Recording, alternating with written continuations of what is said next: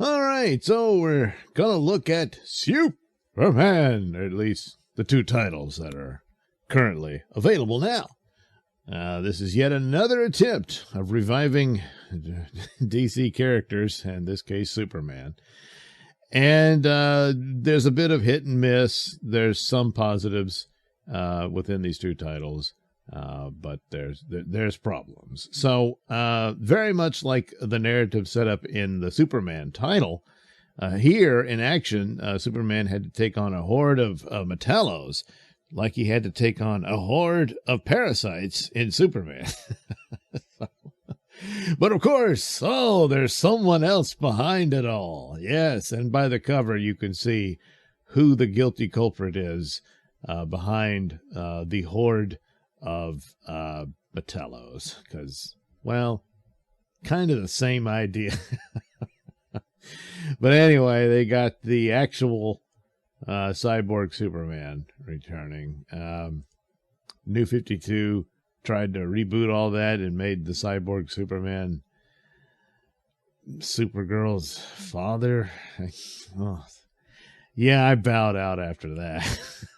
As far as that goes, the art was cool. That was the early days of the New 52 Supergirl, and there were some interesting things to it, but so there's the Metallos, and they're fighting with Superman, and Superman, who's really behind all of this? And then the evil mastermind talks to him, and he realizes it's Henshaw, Hank Henshaw, the cyborg Superman. So apparently, cyborg Superman was sent to the Phantom Zone, but through the technology, I'm guessing he actually is still in the Phantom Zone, but he's able to project his AI consciousness into other AI dependent entities. In this case, all these other cyborgs, such as Metallo and all these other people he's infected with his Metallo disease. And these people are misled by I don't know, an anti-alien group that's supposed to be a metaphor for, So anyway, there's a bit of a rehash of cyborg Superman to get caught up and try to merge old stories into the new narratives. So, of course, back in the day, that bygone era we refer to as the day, even though there's many days in between. But anyway, the death of Superman, and then they had all these other Supermen. So you had Eradicator, you had Cyborg Superman, and then Superboy, and of course Steel. Didn't make an appearance at this point. And then Superman came back, and they had to fight it out and all that. So it gives you a background of Luthor's messing around and found a link of Cyborg Superman and taking advantage of it. Of course, it's always Luthor screwing around. And then Cyborg Superman manipulates Metallo. Metallo's sister has been kidnapped and tormented by Cyborg Superman. So Metallo says, I'll do anything you want, Superman, just save my sister. So Superman needs help. So look who else is coming from that bygone era known as the day. The Eradicator. So this is a holographic form of him, but it is the intelligence of him. Supergirl is not happy about this. But, well, he's the only one who might know. So off they go, and by they, of course, the Superman family. So Superman, of course, the idea of wholesomeness and respect for family and whatnot, is a good thing. But you got to execute it in a better way. This is so cluttered. He's got these two kids from Warworld that he's adopted. He's got his own son who was prematurely aged through all the idiot shenanigans of Bendis and then later Tom Taylor and all that. Then Connor Kent is there. And now also the Chinese Superman, new Superman they were calling him. And they're roughly all the same age. So you've got three Superboys, these two kids, Supergirl. Then you tack on Steel and his daughter. Oh, man. So Superman becomes a supporting character in his own book. It's just too many. But it's Action Comics, so it's in its anthology form, which is appropriate, which I would think would be a means by which to take advantage of and have, the backup stories to be these other characters in their own lives and whatnot. But I don't know about these kids and where this is going to go. I suspect in a couple of years they'll be kind of forgotten, But anyway, little girl here doesn't like Metallo. Can't imagine why. And so then you have to hear Metallo's sad story about how his sister's the only one who ever really mattered, and how guns made him feel powerful, and that's why they're bad. But eventually they catch up with Cyborg Superman. He hasn't aged a bit, has he? And so they're like, hey, where's my sister, you bastard? And then it turns out he's put all kind of cybernetic crap on Metallo's sister. So, yeah, it's all rather sad. Hey, look, metal mushrooms. So the next story is actually the better one. This is pretty much worth the price of the book. It's really, and it deals with family the way it should be. Here it takes place in the past, which still trying to incorporate this when the original story was Superman and Lois were from the pre-New 52 universe, and they had survived, and so they hid out, posing as this farm couple out in the sticks somewhere, and raised little Jonathan.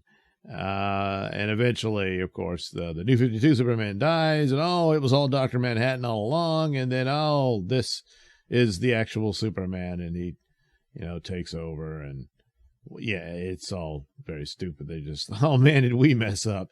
And they just kind of more or less went back to the setup they had. And now what? I don't know. But anyway, so trying to now weave this in without that, I guess, of the universe problems.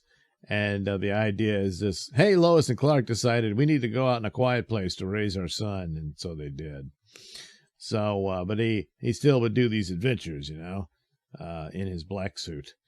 So here's a doomsday offshoot that comes along, but poor Jonathan's been kidnapped, and he's young Jonathan, which is, they ruined all of that, which is why this is so much better, where he's not an adult, he's a child, and you have Lois and Clark raising their kid, and it was the opportunity to really completely fashion Superman as a fatherly figure overall, because he's now actually a father, and they just dropped the ball on it thanks to Bendis and all that. And then they had to tokenize Jonathan, and just all hopes of any great narratives was lost. But this is, it's a flashback story, so you get it.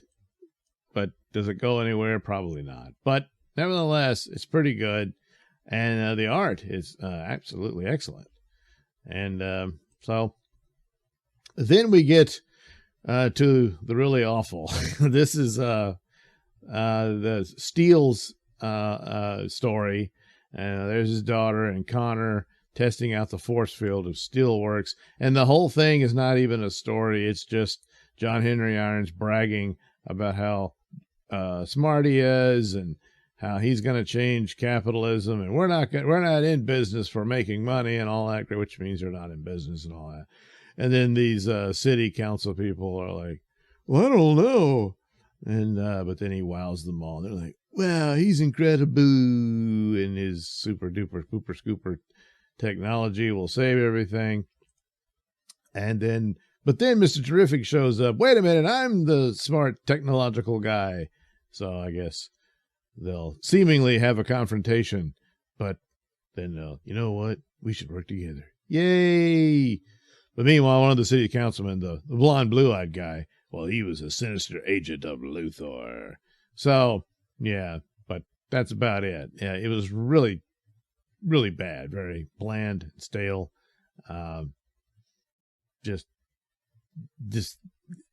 Well, the only thing going for it is that it wasn't as bad as the Power Girl stories they've done in here. But that's not really saying anything. So it's unfortunate. But basically, the flashback story of Lois Clark and Jonathan, takes the prize. That's the best one of the batch. Meanwhile, over in Superman, we have, well, we had the hordes of parasites, but now we're getting into the real culprits behind it all and everything.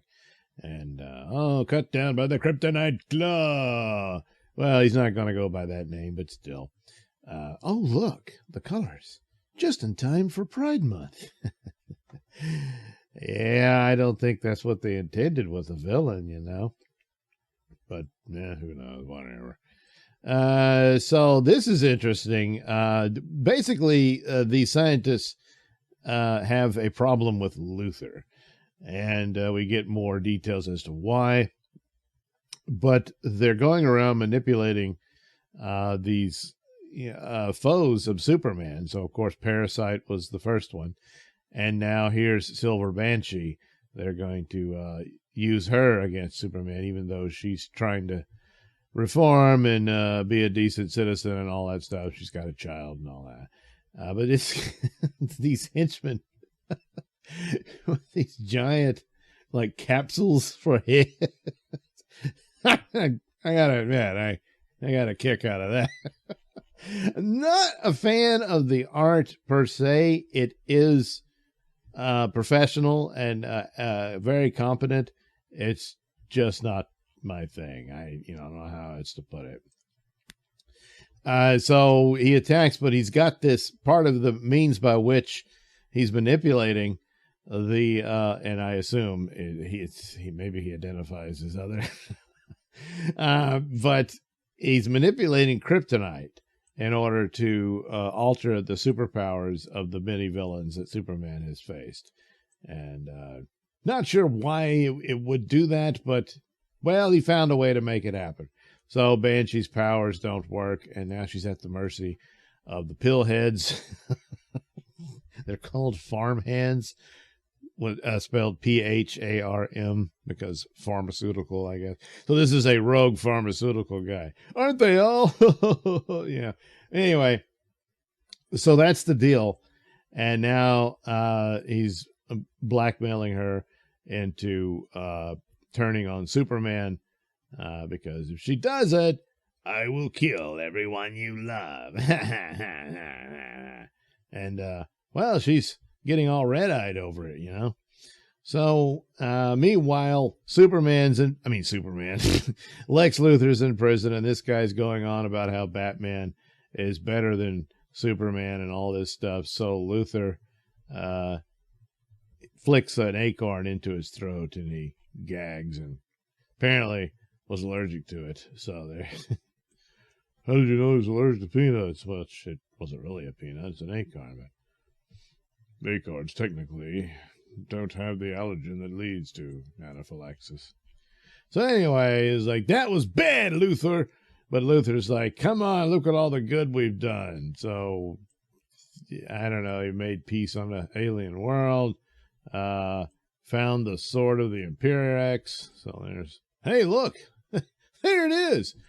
And then solved a murder mystery, helped the Atom deal with some wasps with Luthor's help, so he feels good. So Superman is like, hey, why are these mad scientists so upset with you? And so then we get a rewrite of Lex Luthor's backstory. Or it could be he's making it up, but I don't know. So turns out Luthor was a superhero before Superman was. And he noticed the homeless population of Metropolis was disappearing, and he finds out, and oh, look, the pillheads show up again, or farmhands. Yeah, clever, huh? And so this is in the younger days. As you can see, he had a full head of hair, And there's his costume, see? Even has a utility belt. So, and like Mr. Terrific, he has L spheres instead of T spheres, But that's the deal. He stopped them in their experiment, and he's saying that's why they hate him and all this stuff, and he freed their subjects from being experimented on. And, they've never gotten over it. If they stay with this, it's really stupid. If this is just him making up a BS story, which it certainly looks like it, the more apt possibility is that these were scientists that he recruited in the past and he screwed them over, and now they want revenge. So that's more than likely what happened. Superman wants proof that this happened at all. Luthor says he wants to go check out their old lab. So Luthor says, yeah, go ahead, and I'll prove it's true. And so he shows up there and he's looking around. So, hey, wait a minute. They've got a Phantom Zone projector. And they're like, Phantom Zone? Why would they? Oh, guys, the trap, get out. Huh? And so, Silver Banshee shows up and fights him. And Jimmy and Lois are in the street and they're like, what the hell? Oh, no. Having their eardrums bleed, I guess. I don't know. And then a shocking revelation about Jimmy Olsen at the end concerning Silver Banshee is how we concluded. But basically, Banshee is now the current Superman supervillain being manipulated by these nasty pharmaceutical mad scientists who have a problem with Luthor. So that's the deal.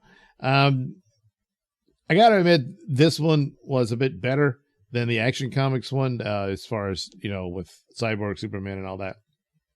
But it's kind of tired a narrative where Luthor's trying to be good, and they'd already done this where he was a member of the Justice League and all that stuff.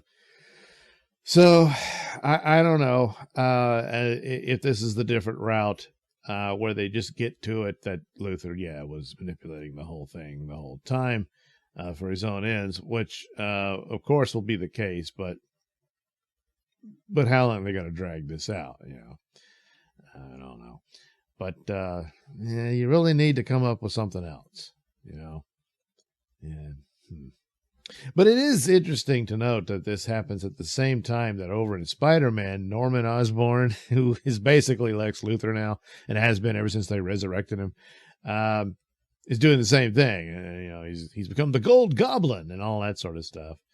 And then even back, which back when Bendis could still do something worth a crap, the Dark Avengers and all that. And then ultimately it was revealed, of course, Norman Osborn was still a villain. But hey, he was trying then, and it's the same template and whatnot. Whereas over in DC, you had Lex Luthor, I'm going to be a member of the Justice League and be a hero. And, it's the same sort of deal. And, hey, let's do it again. That's the problem. So,